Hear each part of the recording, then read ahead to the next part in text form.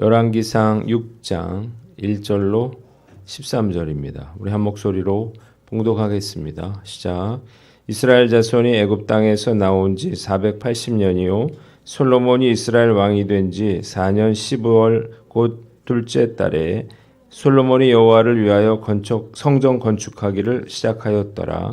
솔로몬 왕이 여호와를 위하여 건축한 성전은 길이가 60규빗이요 너비가 20규빗이요 높이가 30규빗이며 성전의 성소 앞 주랑의 길이는 성전의 너비와 같이 20규빗이요 그 너비는 성전 앞에서부터 10규빗이며 성전을 위하여 창틀이 있는 붙박이 창문을 내고 또 성전의 벽 곧 성소와 지성소의 벽에 연접하여 돌아가며 다락들을 건축하되 다락마다 돌아가며 골방들을 만들었으니 하층 다락의 너비는 5규빗이요 중층 다락의 너비는 6규빗이요 셋째층 다락의 너비는 7규빗이라.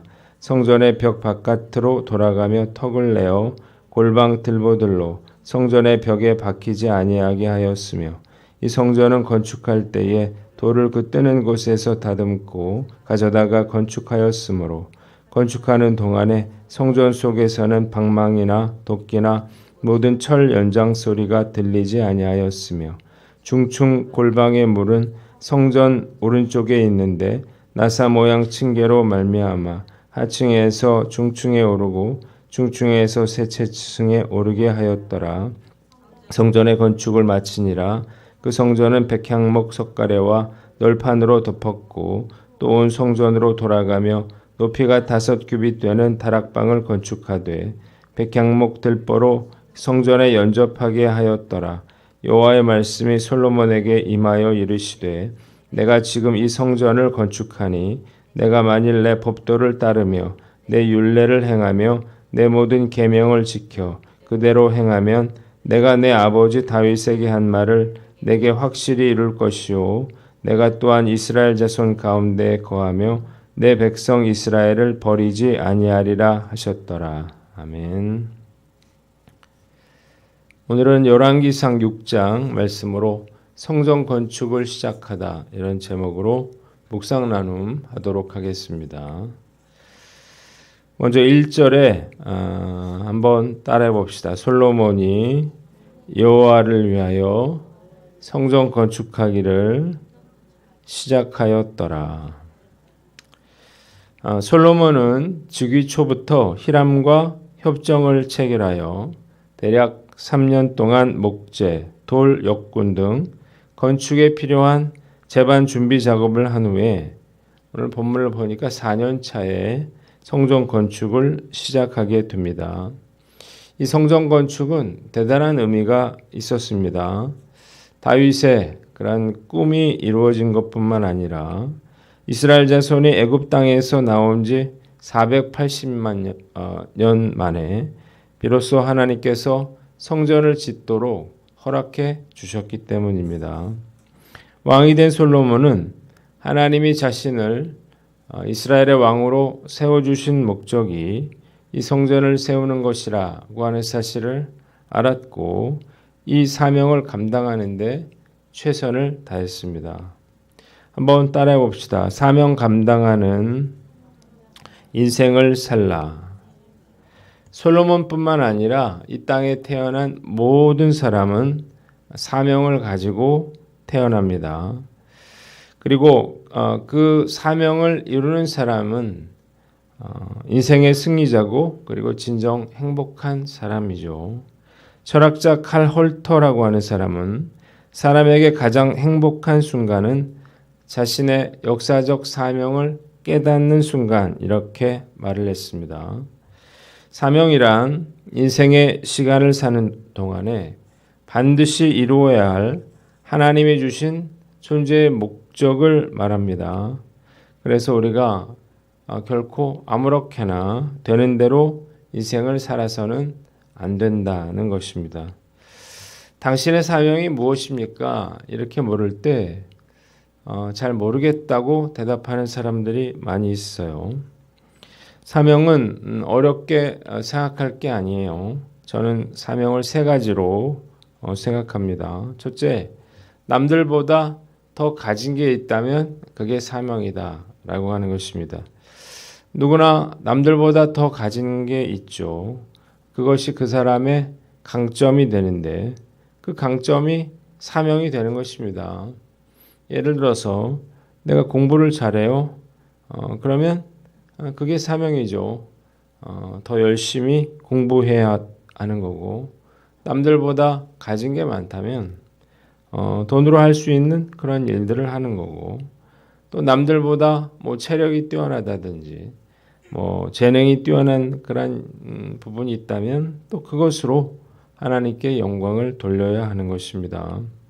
두 번째는 부담감이 사명이다라고 하는 거예요. 하나님은 택한 사람들에게 부담감을 주십니다. 그러니까 선교사님들이 선교지를 택할 때 대부분 이런 경우가 많은데 뭐 예를 들어서 내가 러시아를 다녀왔는데 계속해서 그 땅에 있는 영혼들이 눈에 밟히는 거죠. 그 땅의 영혼들이 불쌍한 마음이 들어서 뭐 러시아 선교사로 자원을 했다면 그러면 그것이 사명이 되는 거예요. 어떤 일이 있는데 내가 그 일을 꼭 하고 싶고 또 거기에 마음이 쓰인다면 그게 나의 사명일 수 있겠다는 것입니다. 세 번째는 아픔이 사명입니다. 그러니까 내가 어떤 고난과 환난과 슬픔을 겪었어요. 그러면 어떤 마음이 생깁니까? 자신처럼 그렇게 고통받는 사람들을 돕고 싶은 그런 마음이 생겨나죠. 이런 게 사명이라는 것입니다. 고 강영호 박사 같은 경우에 자신이 앞을 못 봤잖아요. 그래서 참 맹인들을 위해서 많은 일들을 했습니다. 또 큰아들 강진석이라고 하는 친구는 그 아버지처럼 고통받는 그러한 사람들을 돕겠다 이렇게 결심을 해서 세계적인 안과 의사가 됐는데 이런 아픔들이 우리의 사명이 될 수 있는 것입니다. 말씀을 생각하면서 하나님이 나에게 주신 사명은 뭔가 생각을 해봤어요. 하나님이 저에게 주신 사명은 잃어버린 영혼들을 구원해서 또 하나님의 인재로 삼는 것입니다. 이 일을 생각하면 저는 가슴이 뛰고 그리고 지금까지 이 일들을 감당하기 위해서 최선을 다해 왔습니다. 나를 통해서 어떤 한 사람이 예수를 믿게 되고 또 변화된 그러한 삶을 살게 될 수 있다면 그것만으로도 나의 인생은 참 가치 있고 보람된 일일 것입니다. 지난 주일에 제가 묵상 나눔 터에 제가 큐티를 올렸는데 어떤 분이 댓글을 달아주셨어요. 제 큐티를 따라서 묵상을 한 지 1년 2개월이 됐는데 해외에 나갔을 때도 또 여행지에서도 하루도 빠지지 않고 말씀을 묵상했다면서 자신이 너무나 대견하다는 생각이 들고 감사하다는 그런 말씀이었습니다. 댓글을 읽고 참 마음이 기뻤는데 저의 작은 수고가 한 사람을 변화시키는데 도움이 되었다는 그런 생각이 들었기 때문이에요. 이런 분들이 좀 더 많이 생겨나면 좋겠다 그런 생각을 했습니다. 오늘 하나님께서 나에게 주신 그러한 사명은 무엇인가 우리가 한번 살펴보고 나의 생명이 다하는 날까지 주님께서 우리에게 맡겨주신 귀한 사명 감당하시는 저와 여러분들 되시기를 주님의 이름으로 축원합니다. 두 번째는 2절로 10절인데요. 7절을 봅니다. 한번 따라해 봅시다. 건축하는 동안에 성전 속에서는 철 연장 소리가 들리지 아니하였으며 7절에 보면 성전을 건축할 때 돌을 채석장에서 다듬고 가져다가 건축을 했기 때문에 성전 안에서는 방망이나 도끼나 모든 철 연장 소리가 전혀 들리지 않았다. 이렇게 기록이 되어 있습니다. 이렇게 한 이유가 무엇인가요? 성전은 하나님이 임재하시는 그런 거룩한 곳이죠. 그래서 이 건축 과정에서도 정숙함과 거룩함이 유지되어야만 했습니다. 사실 이것은 매우 번거로운 그런 일이 아닐 수가 없어요. 모든 돌을 다 채석장에서 미리 다듬고 구멍까지 뚫어 와야만 했기 때문인데, 생각을 해보세요. 만약 치수가 좀 안 맞았다든지 아니면 다른 구멍을 뚫어야 되든지 이렇게 된다 그러면 그걸 그 자리에서 이렇게 하면 되는데, 그렇게 하지 않고 다시 다른 곳으로 가져가서 작업을 해다가 다시 가져와 하는 그런 번거로운 그런 일이었던 거죠.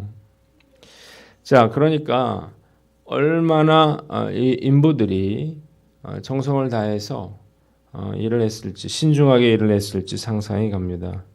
자, 이 솔로몬 성전은 이렇게 정성을 다해서 지어졌습니다. 한번 따라해 봅시다. 정성을 다해 사명을 감당하라.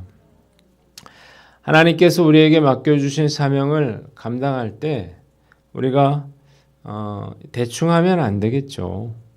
우리가 할 수 있는 그런 최선의 정성을 다해서 우리가 이 일들을 감당해야 할 것입니다. 화려함보다도 또 잘하는 것보다도 더 중요한 것은 우리가 우리의 할 수 있는 최선의 정성을 담는 것이라는 것입니다. 미켈란젤로가 바티칸의 교회 천장에 12명의 인물을 그려달라고 하는 교황의 명령에 마지못해 이제 이를 수락을 하게 돼요. 그는 이를 일단 받아들이자 혼신의 힘을 다해서 일에 몰두했습니다. 그래서 12사도만 그리는 게 아니라 창세기에 나오는 9장면을 뽑아서 무려 400명에 이르는 그러한 인물을 그려 나가기 시작했습니다. 그래서 무려 이 일은 4년이 걸렸는데 이 그림을 천장에 그려야 했기 때문에 누워서 그림을 그려야만 했습니다. 이 그림으로 인해서 그는 엄청난 대가를 치렀는데 회복할 수 없을 만큼 시력을 잃었고 기력을 소진했습니다. 그는 훗날 이렇게 회상을 했어요. 400명이 넘는 위대한 인물들을 그리면서 고통스러웠던 4년을 보내고 나니 나는 마치 예레미야 선지자처럼 늙고 지친 것 같았다. 아직 37밖에 되지 않았는데 친구들은 늙어버린 나를 알아보지 못했다.